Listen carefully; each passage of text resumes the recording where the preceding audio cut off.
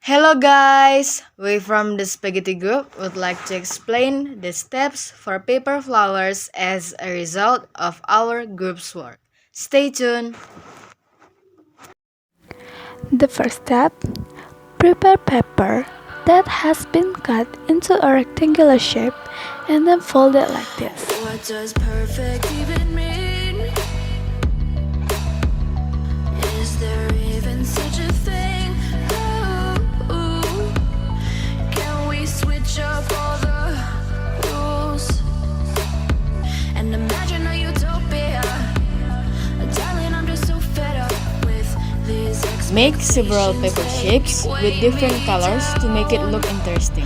My heart is begging me to get the hell out of my head. I'm gonna live inside the upside down.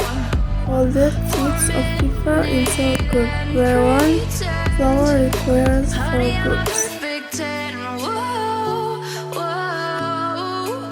Tie the four groups together and form a circle.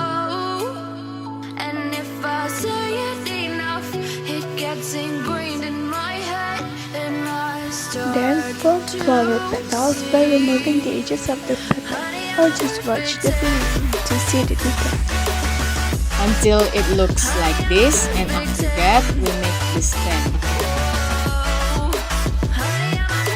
Almost finished, the flowers that have been made are attached to the stem using a tight stick and then a hat. Yeah, I've discussed it with myself, and I'm disgusted with the way we're told to have a certain face, a certain weight, because we aren't pixels on a screen. No, we're human, we breathe. Every single thing we see curated, it's overrated. These expectations, they keep weighing me down. My heart is begging me to get the hell out of my head. I'm gonna live inside the upside. This is the end of our presentation. Thank you for listening from the beginning until the end.